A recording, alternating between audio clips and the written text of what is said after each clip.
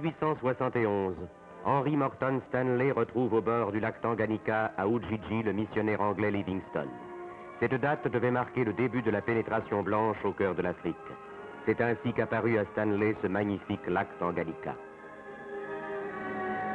Dans ce coin de Congo, qu'est le parc national Albert, on a conservé intacte cette nature sauvage aux montagnes recouvertes de neige équatoriale.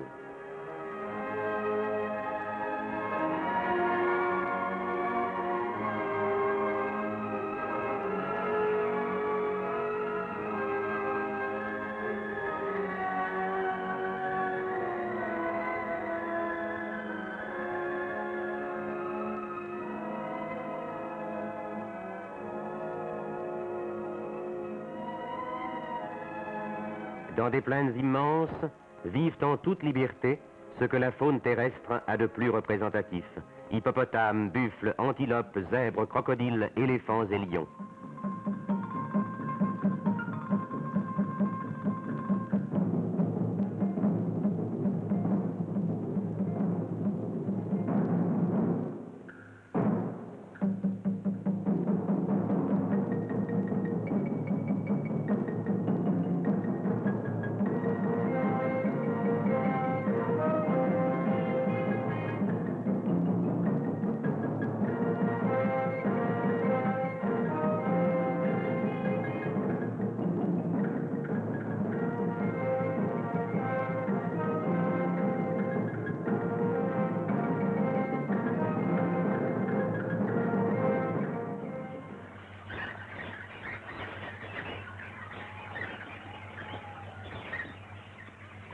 Pays de contraste où le feu et l'eau se manifestent dans toute leur sauvage beauté.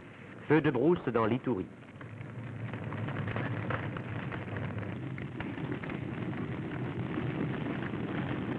Les chutes de Zongo dans le Bas-Congo.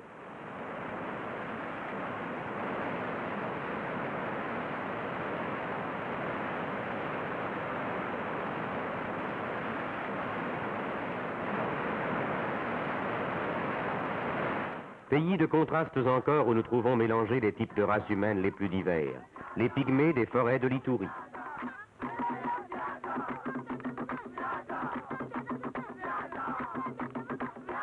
Les babiras, où se rencontrent encore de nos jours des femmes à plateau.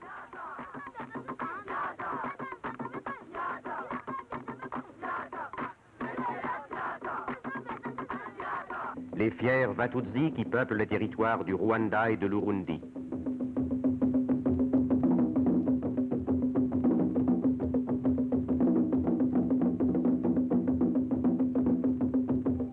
À Stanleyville, les hardis et robustes pêcheurs Wagenia continuent à apporter à la cité moderne le pittoresque de leur pêcherie.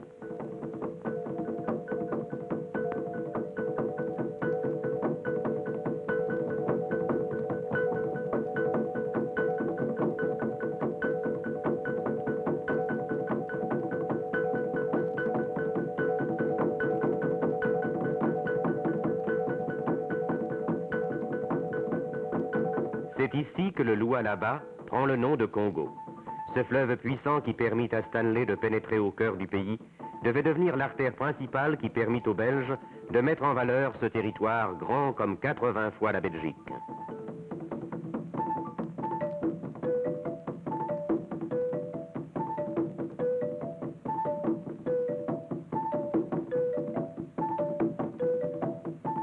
Congo d'hier et d'aujourd'hui, au rythme lent des pirogues, s'est substitué celui des vedettes rapides et des navires sillonnant le fleuve.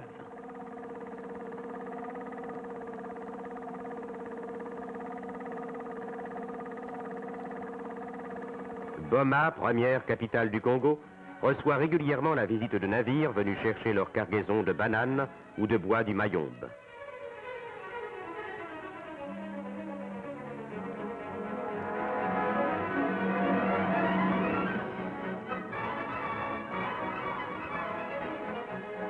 Matadi, porte du Congo, dont les installations modernes peuvent accueillir en même temps 11 navires de haute mer.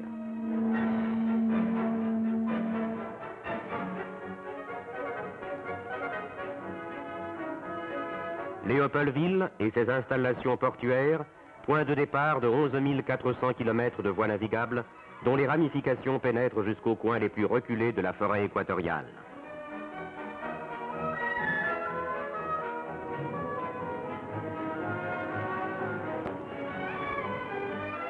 Bateau du Mississippi, dans une atmosphère encore baignée par l'esprit de découverte des pionniers du Congo.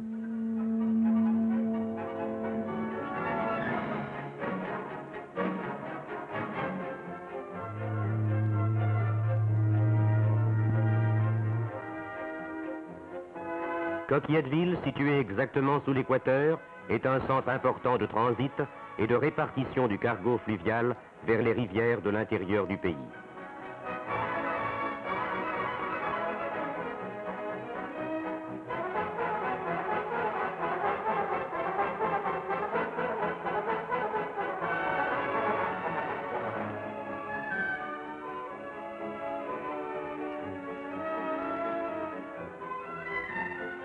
Labourant les eaux, la roue à aube remonte le fleuve qui paresseusement s'étale.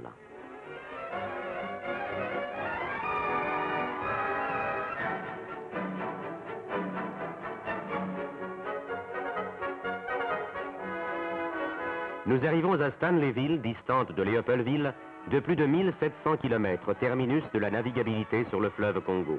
Un service régulier de bateaux courriers et de barges marchandes met cette ville à 5 jours de la capitale. Le Congo sans chemin de fer ne vaut pas un penny, disait Stanley. Pour contourner les rapides et atteindre les régions inaccessibles par voie d'eau, 5125 km de voies ferrées sont venus compléter l'œuvre généreuse de la nature.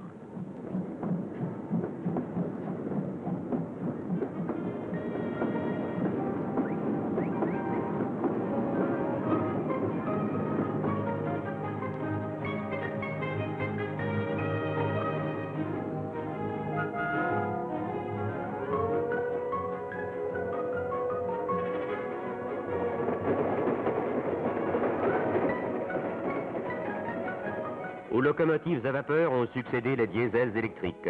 Et finalement, l'électrification, qui actuellement au Katanga, porte sur 340 km.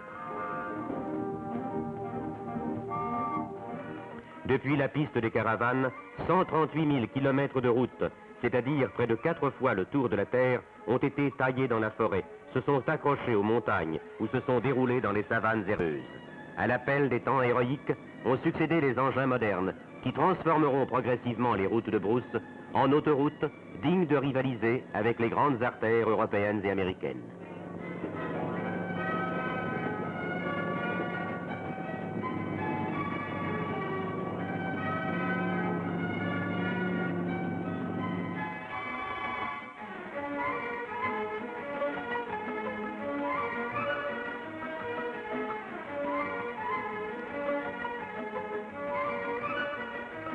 Plus de 55 000 véhicules automobiles les sillonnent en tous sens.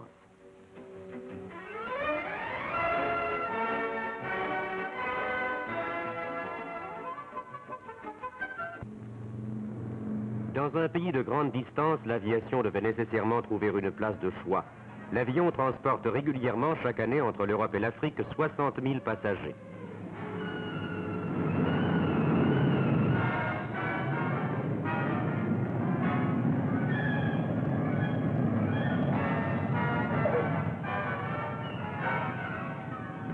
L'accroissement constant du trafic aérien a nécessité la création de nouveaux aérodromes.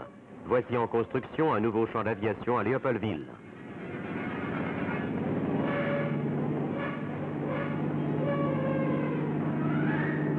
L'aviation a non seulement permis de relier l'Europe à l'Afrique, mais aussi de joindre entre eux les coins les plus reculés du pays.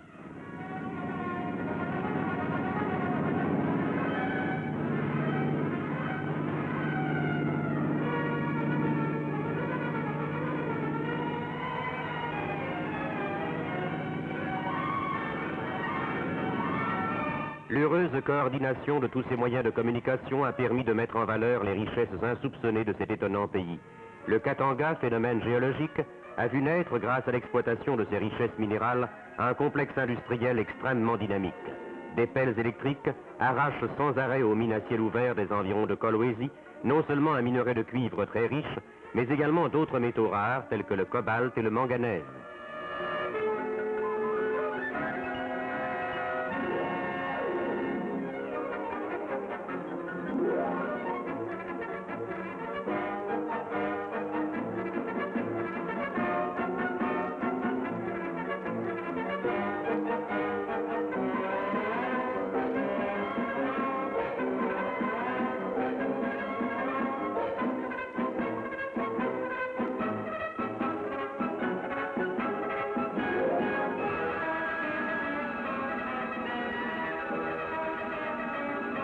Les usines d'Elisabethville qui traitent les minerais sulfurés des mines de Kipushi.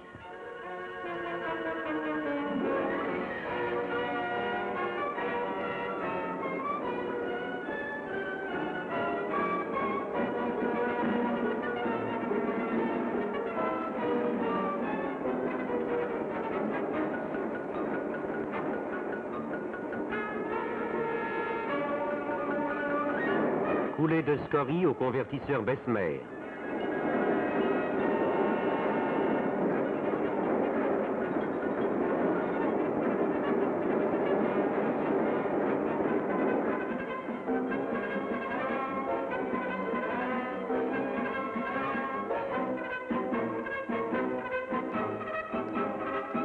Jadoville et son complexe industriel. C'est ici que sont traités les minerais de cuivre sulfuré, ceux de cobalt ainsi que d'autres métaux rares. L'Union minière du Haut-Katanga occupe à elle seule 21 500 Congolais et 2000 Européens.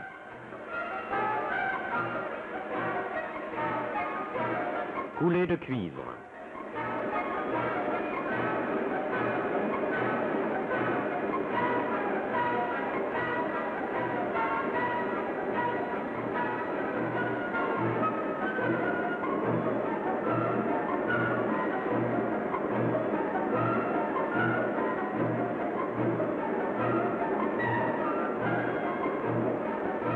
Coulée de cobalt au four électrique. Ce métal est employé pour la fabrication des aciers résistants à très haute température.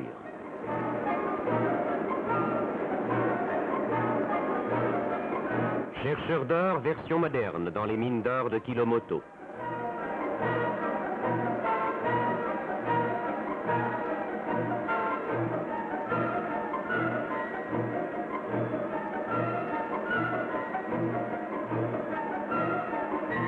Si le sous-sol congolais s'est montré particulièrement généreux, la mise en valeur du sol a, elle, par contre, posé des problèmes inconnus dans nos pays d'Europe occidentale. Dans la vallée de la Ruzizi, une mission d'ingénieurs agronomes a entrepris sur une vaste échelle la lutte contre l'érosion.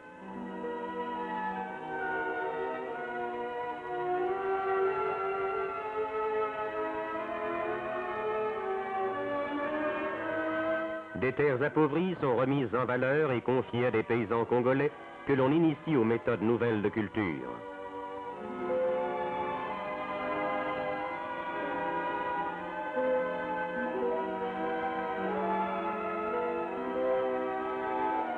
Pour mettre celles-ci au point, apporter au pays des variétés de plantes nouvelles et améliorer celles existant déjà, l'Institut national pour l'étude agronomique au Congo a été créé. Des stations de l'INEAC sont actuellement installées dans tout le Congo. Les noix palmistes, le coton, l'arbre à caoutchouc, le riz, les bois précieux et le caféier sont autant d'autres présents de la nature congolaise.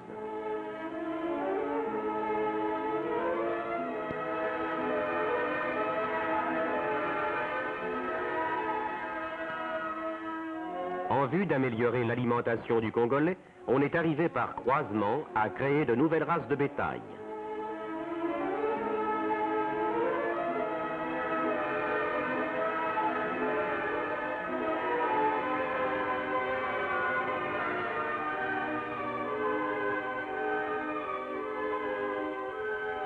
Dans les régions pauvres en gibiers et poissons, la pisciculture est venue apporter ce dont la nature s'était montrée avare.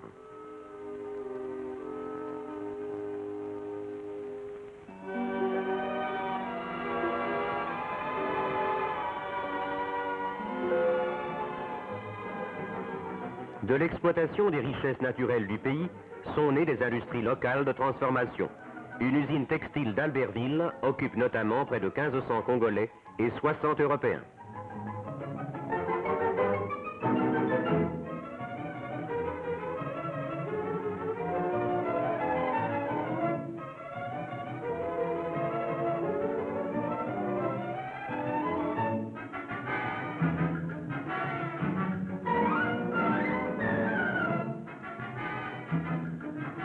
Dans un pays où tout est à bâtir, les cimenteries ont trouvé une place de choix, les installations de Cimental à 75 km au nord d'Albertville.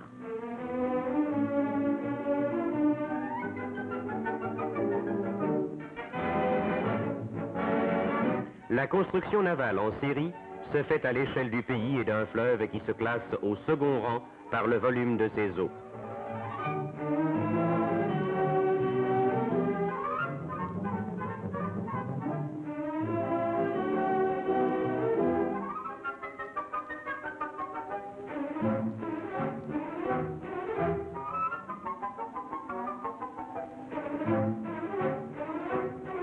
Si le pays est pauvre en charbon, il se classe par contre le deuxième du monde après la Russie pour ses réserves de houille blanche.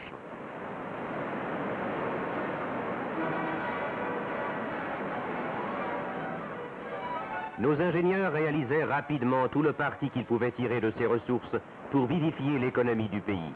À Stanleyville, on construit une centrale qui sera alimentée par les chutes de la Tshopo.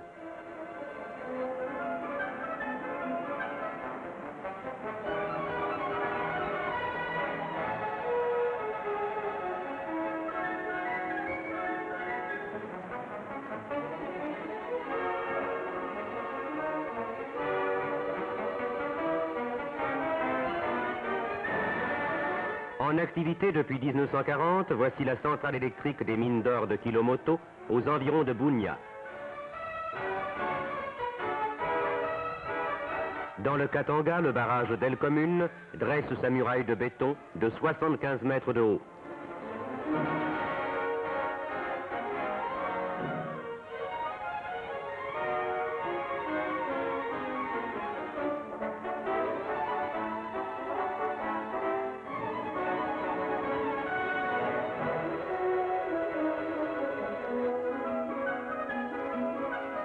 Terminée, la centrale produira une énergie électrique égale à la moitié de celle du barrage de Génissia en France. À 32 km en aval, l'Union minière construit un nouveau barrage et la nouvelle centrale Le Marinel, dont la puissance égalera celle du barrage de Génissia.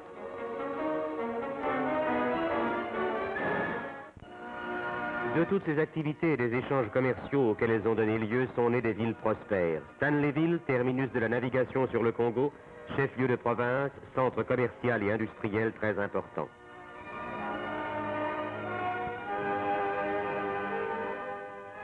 Bukavu, situé au bord d'un lac enchanteur dans une des plus belles régions du Congo.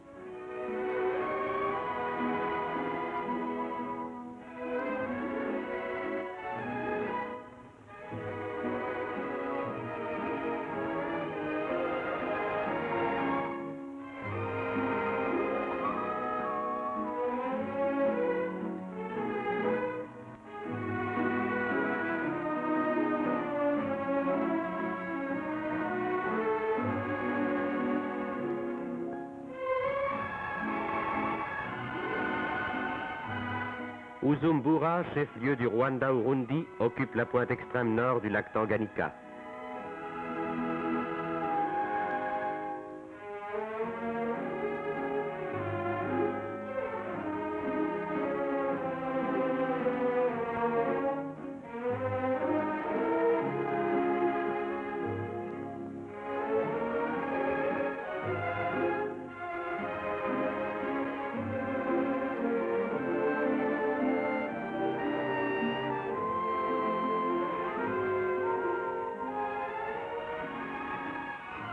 Albertville, la plus ancienne ville du Congo, coquette et riante, s'accroche aux rives du Tanganyika.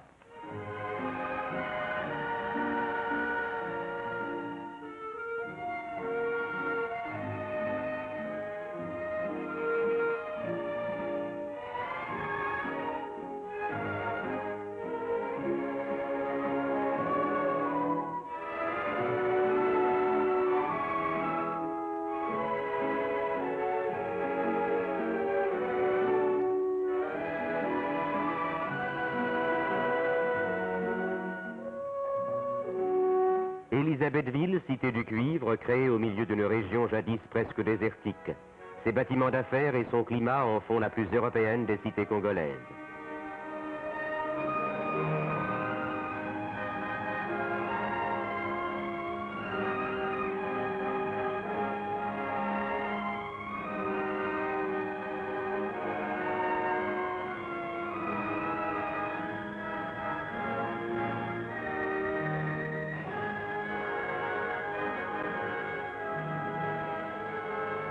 Loulouabour, dernier né des chefs-lieux de province, semble avoir heureusement profité des expériences que les urbanistes ont faites dans les autres cités congolaises. C'est ici que s'est installée l'école centrale de la force publique, où se forment les cadres de l'armée congolaise.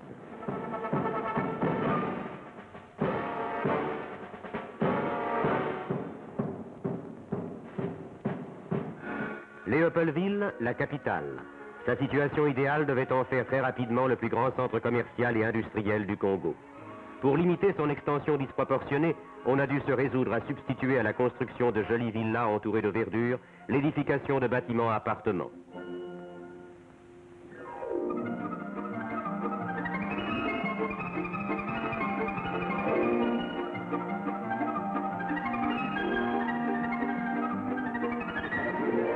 En moins de 17 ans, sa population noire est passée de 50 000 à 300 000 âmes.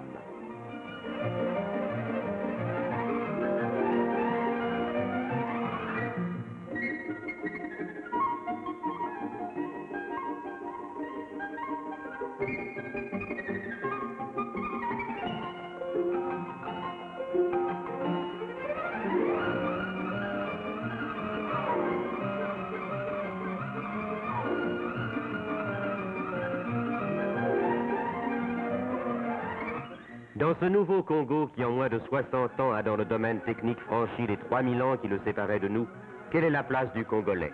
Comment s'est-il adapté à ce rythme étourdissant qui est devenu celui de notre civilisation mécanisée? Nous le voyons ici, chef de musique, au manche à balai d'un bulldozer, pilote de grue, à la barre d'un bateau, policier réglant la circulation.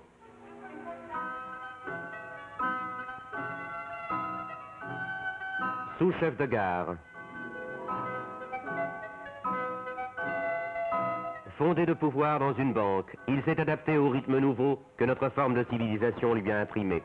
Peut-être est-ce parce que cette évolution extrêmement rapide s'est vue encadrée et guidée par une saine politique sociale, s'attachant non seulement à soigner les corps dans les hôpitaux, les maternités ou les orphelinats, mais cherchant aussi à donner par un enseignement touchant la masse plutôt qu'une élite, les éléments à même de relever immédiatement la condition du Congolais.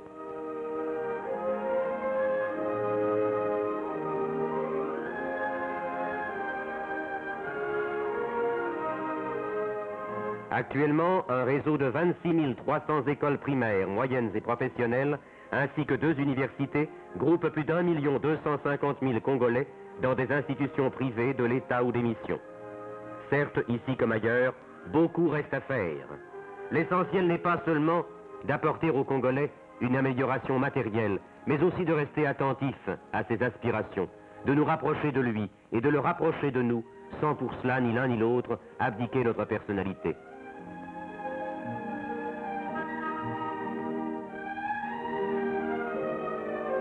Indifférents aux préjugés, les enfants blancs et les enfants noirs se retrouvent sur le même banc d'école.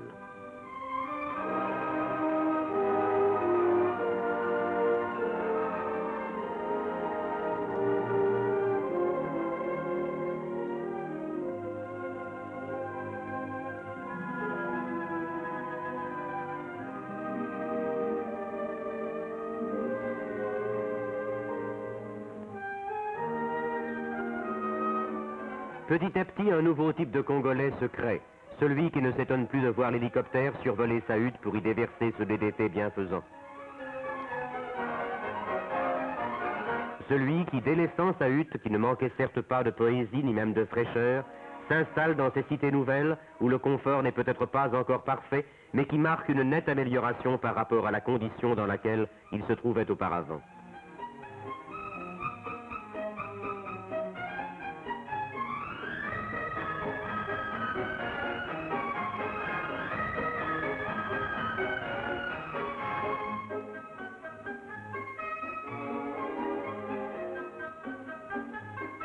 Le Congolais sportif a également fait son apparition.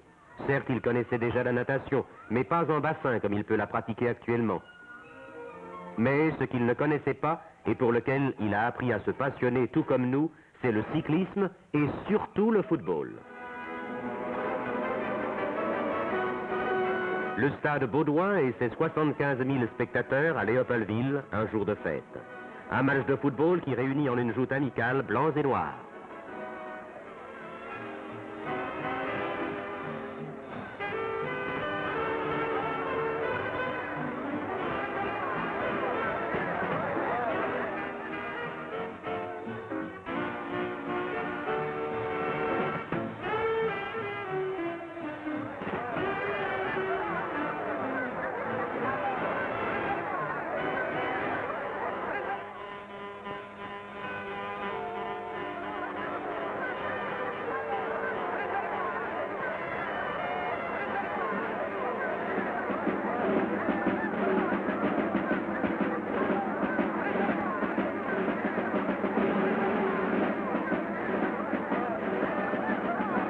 Si, comme tout homme, le Congolais a ses défauts, il a aussi ses qualités. Turbulent, il sait aussi être discipliné.